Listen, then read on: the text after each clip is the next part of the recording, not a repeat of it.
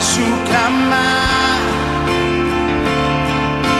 pela fé posso enxergar. O programa Restaurando Vidas começa agora. Que você tenha um ótimo dia e que a paz do nosso Senhor Jesus seja liberada sobre a sua vida, a sua casa e os seus sonhos. Viver uma vida que agrada a Deus. Viver uma vida com um coração realmente temente a Deus. Nem sempre aquilo que fazemos impressiona o nosso Deus, não é verdade ou não? Nem sempre aquele estilo de vida que temos agrada o nosso Pai Celestial. A palavra de Deus, lá em Gênesis capítulo 4, ela traz a narrativa de dois homens, dois irmãos.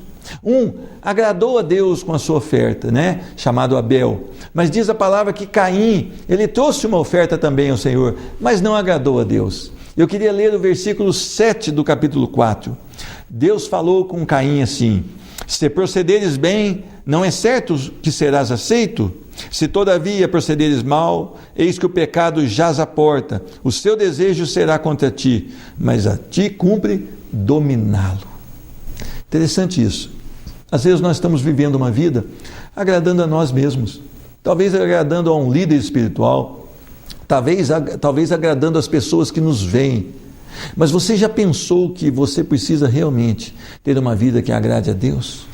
Deus, ele olha para Jó e diz: olha, esse homem é íntegro, reto, esse homem é temente a mim, e esse homem se desvia do mal. Deus se agradava da vida de Jó. Deus se agradou tanto da vida de Enoque, que diz que Enoque andava com Deus e Enoque já não era, mas foi trasladado. E a palavra de Deus diz que esse mesmo Deus não se agradou da vida de Caim. Mesmo que Caim levasse uma oferta ao Senhor, essa oferta não lhe agradou, porque no coração de Caim não havia compromisso com Deus, não havia submissão à vontade de Deus. E Deus ainda traz um alerta para ele: olha a misericórdia de Deus, olha, se procederes bem, não é certo que serás aceito? Como você tem procedido? Como você tem caminhado nessa jornada aqui na terra? O seu coração tem estado reto diante de Deus? A sua vida revela a graça de Deus? O amor de Deus, ele tem constrangido você a andar de acordo com que ele se agrade? Pense bem nisso. Você tem um dia hoje de sexta-feira. Se Deus permitir, nós chegaremos ao final dessa sexta-feira. E se nós chegarmos ao final da maneira que agrade ao nosso coração, não será uma ótima sexta-feira. Mas se nós chegarmos no final dessa sexta-feira e nós realmente fizermos aquilo que agrada a Deus, aquilo que Ele espera de nós, nós teremos uma sexta-feira realmente abençoada e abençoadora. Que Deus te abençoe, e que você possa valorizar a palavra de Deus. Eu quero conversar hoje com Luiz Fernando, um homem que nasceu num berço do Senhor, mas um homem também que ele se desvia, mas o amor de Deus, ele é inexplicável. E vai resgatar o Luiz lá do mundo do pecado e traz de volta para levantar como um servo do Senhor. Vamos passar então essa entrevista? Posso clamar, pela fé posso enxergar. É um grande privilégio receber hoje no programa Restaurando Vidas o meu irmão em Cristo, Luiz Fernando Chaves. A paz do Senhor, seja bem-vindo. A paz, pastor Pedro. Para mim é uma alegria estar aqui com o senhor hoje, podendo compartilhar com as pessoas de casa um pouco da minha história, um pouco do meu testemunho, daquilo que Deus fez na minha vida. Amém. O senhor não é Poços Caldense? Não, pastor. Eu, na verdade, sou natural de Petrolina, Pernambuco. E tão longe assim, o que é sua família que veio, né? Isso. Meu pai, ele trabalhava numa empresa, e sempre ele era transferido, até que um dia a gente se mudou para a cidade de Caraguatatuba, no litoral norte de São Paulo. E de lá eu vivi até os meus 13 anos de idade. Aí com 13 anos de idade, meus pais se mudaram para Poços de Caldas, e aí eu estou aqui até hoje. E deixa eu perguntar uma coisa para o senhor. O que acontece no coração de uma criança, que ela começa a fazer amizades, o pai tem que mudar. Ela faz amizade no lugar, o pai tem que mudar. Como é que foi essa infância? Pastor, isso é bastante assim, um conflito, gera um conflito na vida da criança, Uma criança que ela não consegue firmar laços de amizade, raízes na cidade onde ela mora, e sempre tem que estar passando de uma cidade para outra. Isso aí gera um pouco de conflito na vida de uma criança, E eu passei um pouco por isso. Mas seus pais eram evangélicos já, quando você nasceu? Isso, a minha mãe sim, meu pai não. Tá. Então a sua mãe, ela teve uma função quase dupla ali, né? Levar você com a responsabilidade de mãe e de pai ao caminho do Senhor, não é verdade? Exatamente. E você sempre foi obediente a ela? Sempre. Desde pequenininho, aonde ela ia, a obra de Deus, a gente sempre estava junto, eu e meu irmão, eu tenho um irmão mais velho que eu, e nós sempre fomos assim muito envolvidos com a obra de Deus desde pequenininho. Lá em Caraguá? Na cidade de Caraguatatuba. E lá vocês faziam a obra do Senhor, mesmo sendo jovem demais ou criança demais? Criança demais, a gente sempre estava ali, sempre dando o primeiro passo. Às vezes a minha mãe, ela cuidava das crianças na igreja e as crianças tinham um pouco de dificuldade de se soltar, e eu e meu irmão, a gente sempre ia na frente para que elas pudessem seguir a gente, né? É verdade. E quando você veio para Poços de Caldas? Isso em 94, né? Em 94 a gente mudou para Poços de Caldas. Eu já tinha um grupo de amigos muito grande na cidade, frequentava uma igreja, eu tinha, né, uma vida lá, uma vida formada. Apesar da pouca idade, com 13 anos de idade, eu já tinha, né, um círculo de amizade, uma família naquela cidade. Você já era batizado ali?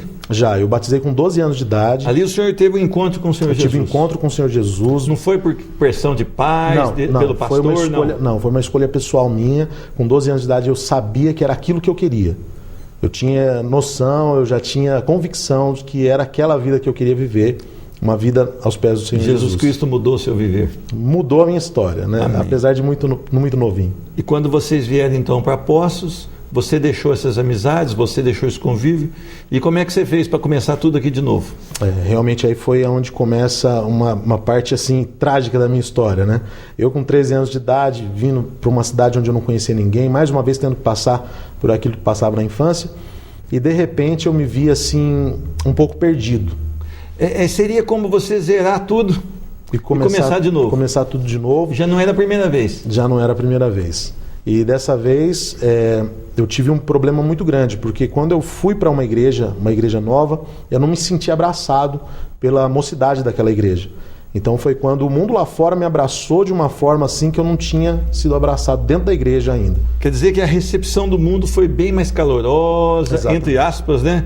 Ela foi bem mais interessante do que o abraço da igreja. Exatamente. Hoje em dia eu trabalho com jovens da minha igreja e eu tenho isso como exemplo, né? Eu tomei isso como exemplo, e o que eu não deixo de fazer é exatamente isso. Quando vem um visitante, chegar perto dele, abraçar ele, trazer para perto, apresentar todo o grupo, porque eu sofri isso quando eu vim para a cidade de Poços de Caldas, e esse foi um detalhe que me desviou dos caminhos do Senhor naquela época. E você se desvia então, depois de não ser bem recebido na igreja, você começa a entrar no mundo. Isso. E até onde você chega nessa história? Eu me envolvi com rock and roll, né? E toda aquela ideologia de sexo, drogas, rock and roll, e muito jovem ainda, na adolescência. E de repente eu já estava dividido entre a igreja e o mundo, conhecia a bebida, cigarro, drogas. Daqui a pouco estava só no mundo. Eu estava vivendo aquela vida do jeito que o diabo gosta, na verdade, né? Essa era a vida que eu estava vivendo. Com cara de piedade, né? Fé, com cara de amor na obra, mas com pezão lá no mundo, bem firme. Com pé no mundo e vivendo tudo. As pessoas, quando olham de fora para uma igreja evangélica, elas pensam que a igreja evangélica é aquela que proíbe todas as coisas. Você não pode beber, você não pode fumar, você não pode... Como é que o senhor responde a isso? Eu vejo da seguinte forma: a igreja ela não impede a gente de nada. Essa é a verdade, né? Jesus ele nunca impediu ninguém de fazer nada. Na verdade, a liberdade que ele nos dá faz com que nós entendamos que o caminho que Jesus nos apresenta é melhor do que o caminho que o mundo tem apresentado. Então quer dizer que você não ouviu a palavra de Deus e você ficou no mundo por quanto tempo mesmo?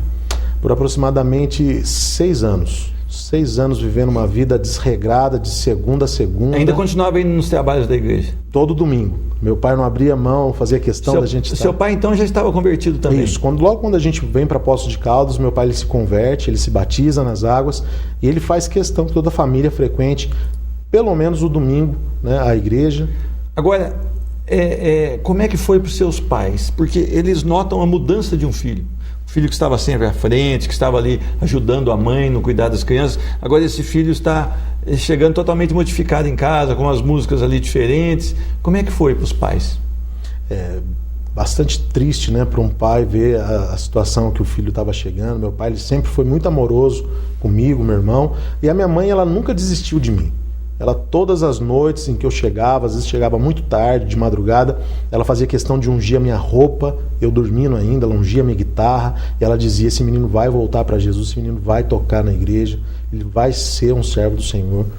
Quer dizer que a esperança do cristão ela não morre, né? Não morre. Ela se renova, né? Ela se renova. Porque ele, pela perseverança, gera esperança no coração. E a sua mãe estava ali cumprindo realmente o que diz em Romanos, né? Ela estava cheia de esperança de que a sua volta se aproximava. Exatamente, pastor. Porque muitos desistem, né, dos filhos, né?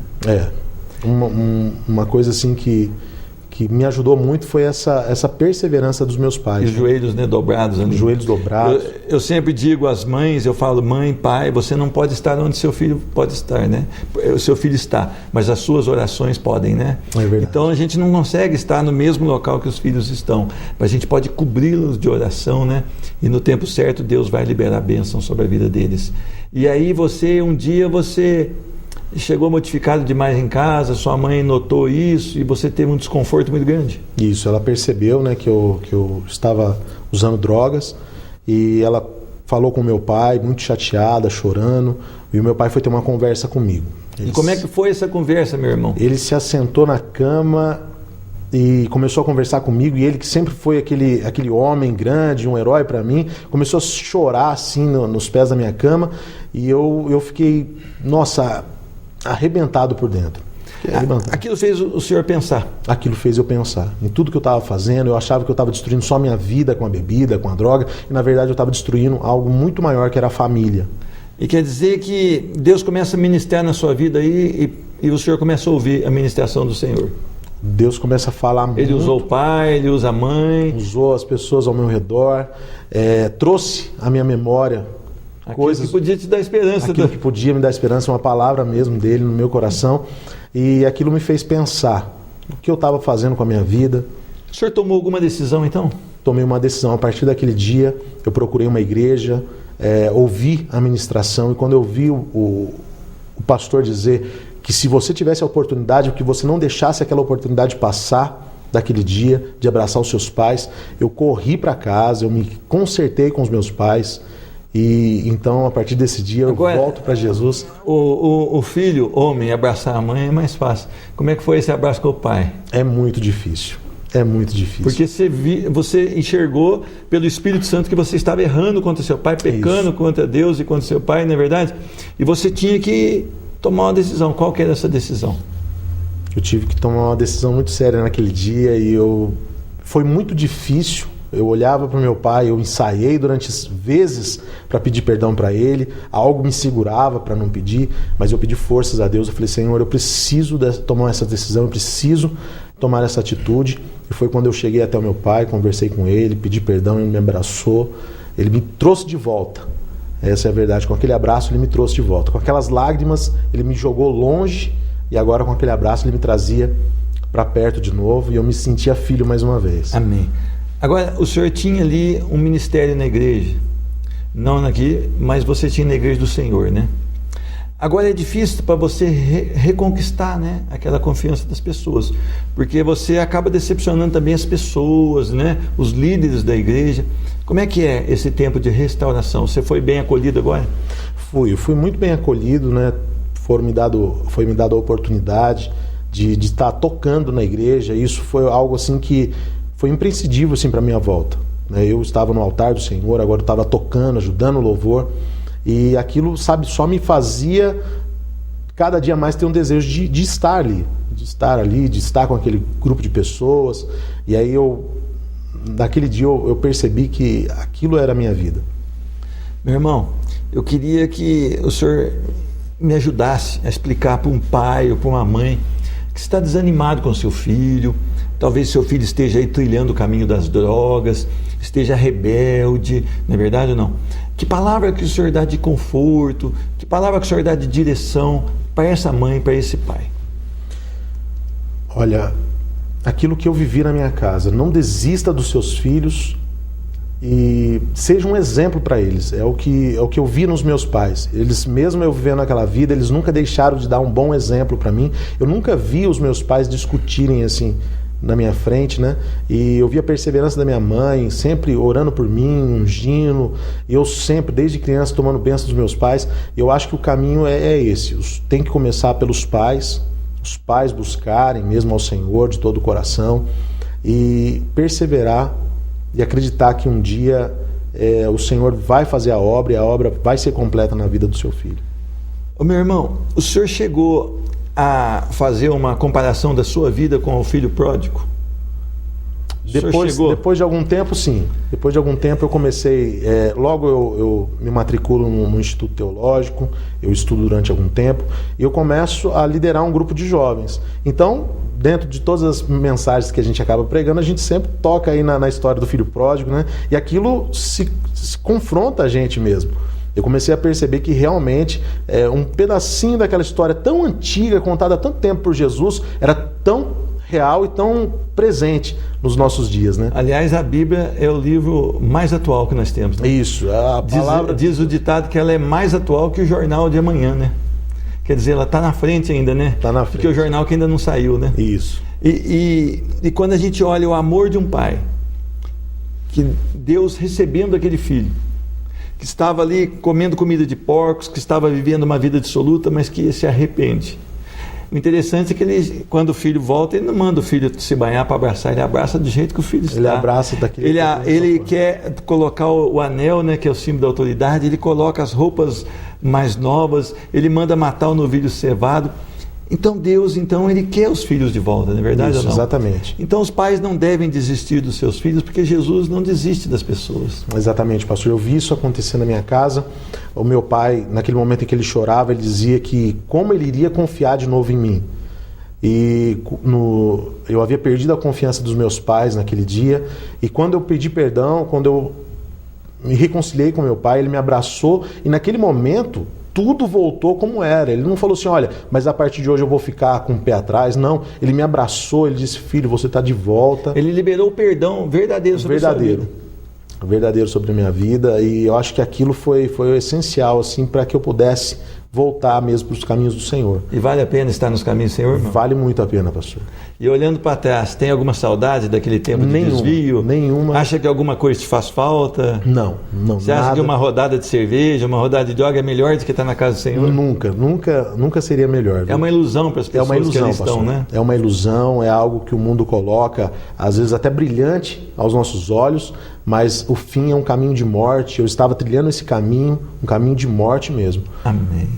Meu irmão, que Deus te abençoe, que Deus continue usando a sua vida, da sua esposa ali como um casal unido no Senhor, e que vocês sejam muito prósperos. E sempre lembrando, né? Esse abraço que te faltou, agora você tem que estender às outras pessoas, né? Amém, pastor. É isso que Deus tem colocado no meu coração, no coração da minha esposa. A gente tem trabalhado com esses jovens e a gente tem sempre trago eles para perto, como pais mesmo. Aquilo que eu recebi, agora também eu tenho passado para outros. Amém. Que Deus te abençoe e a paz do Senhor. A paz, pastor. Amém. Eu conversei com o irmão Luiz Fernando Chaves e o programa Restaurando Vidas volta depois de um breve intervalo. Posso clamar pela fé, posso enxergar.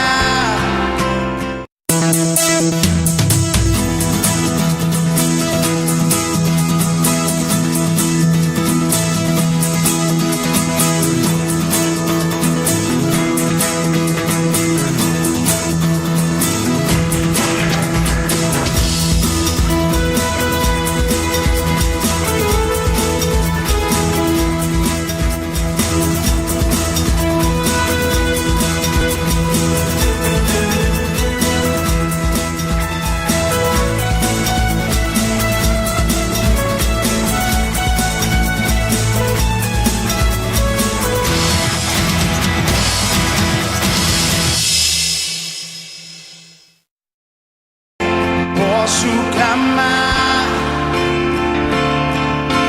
pela fé, posso enxergar. Eu quero ministrar sobre a sua vida hoje uma palavra que traz a Bíblia sobre posicionamento. Quero falar sobre Raabe, uma prostituta que chega uma hora da vida dela, ela toma uma decisão. Ela vivia num mundo contaminado pelo pecado que era a cidade de Jericó, um povo que estava corrompido, um povo que estava para presenciar a ira de Deus sendo destruída aquela cidade, um povo que ia ser totalmente derrotado. Mas essa mulher, ela olha para as coisas de Deus, para as atitudes de Deus e diz: eu preciso me posicionar.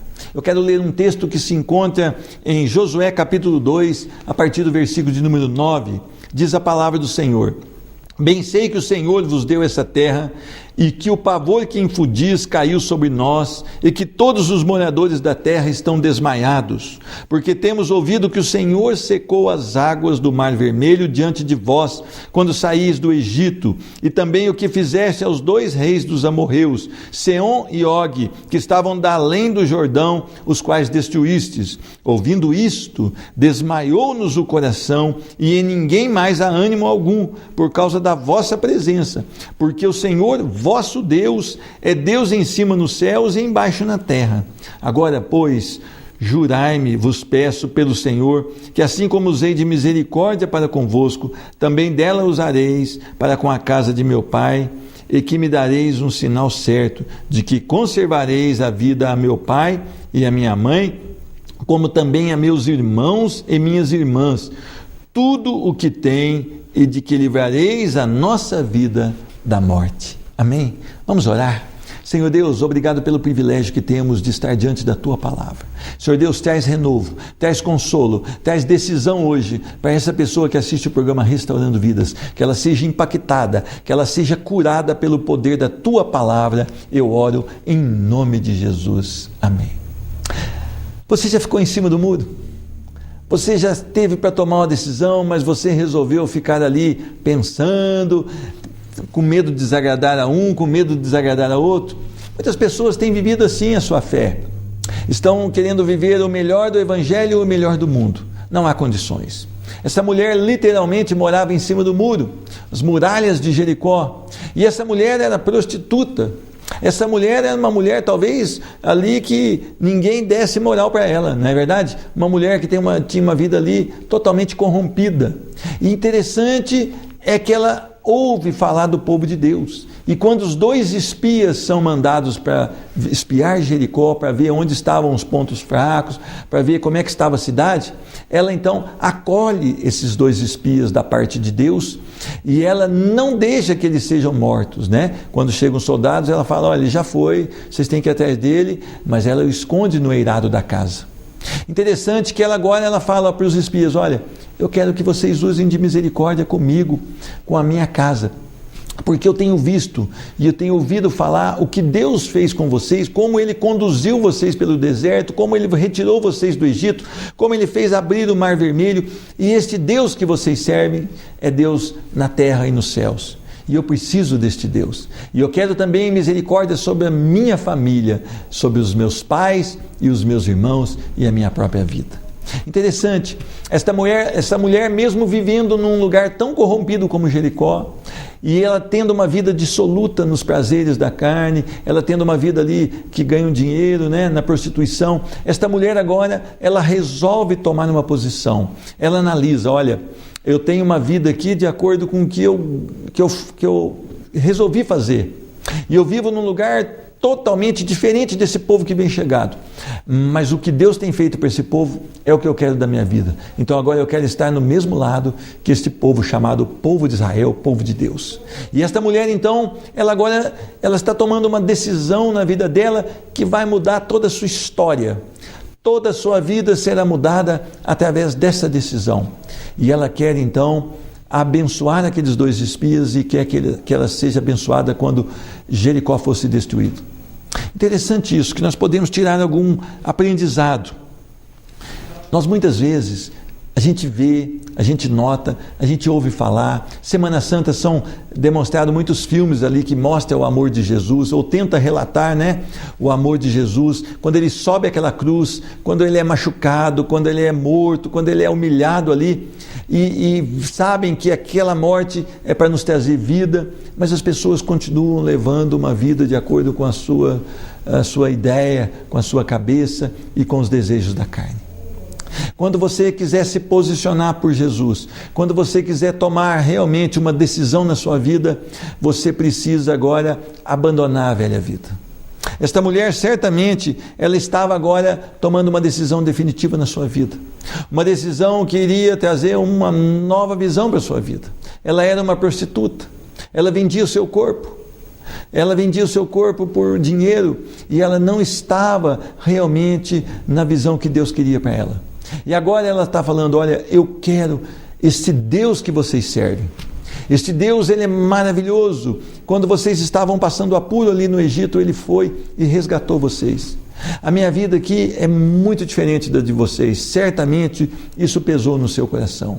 E ela escolheu agora servir o Deus de Israel.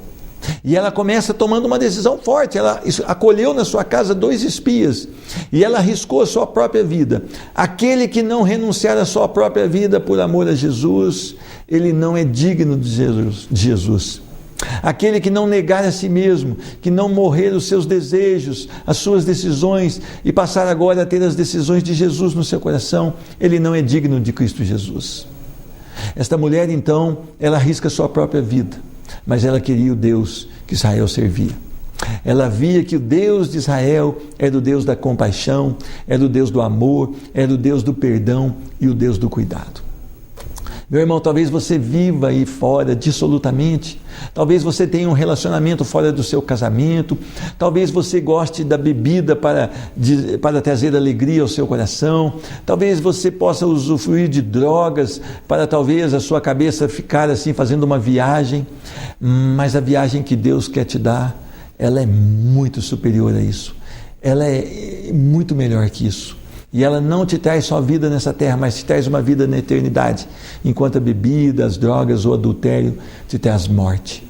A palavra de Deus trata o adultério de maneira tão séria, que ele diz que quando um homem está em adultério, é como um boi que vai para o matadouro, é como uma ave que vai para o laço, até que a flecha lhe atravesse o coração. Nós devemos tomar uma posição realmente que agrada a Deus. E essa mulher então agora, ela está abandonando o seu estilo de vida, porque ela viu que servir a Deus é a melhor decisão da vida dela. E ela não nota somente isso, ela nota que o povo está todo desmaiado, o povo está todo sem ânimo e sem vigor, porque o povo que aquele Deus poderoso ama está chegando. E eles sabem que o poder daquele Deus é muito grande e agora eles estão muito preocupados. E essa mulher, ela declara: o seu Deus, o vosso Deus, é Deus em cima nos céus e embaixo na terra. Nada foge do controle do Deus de Israel, nada escapa do comando do Deus de Israel, e ele tem todo o poder e toda a autoridade. Você que se declara cristão, você reconhece isso como uma verdade? Essa mulher, então, sai da prostituição para reconhecer Deus como soberano da vida dela.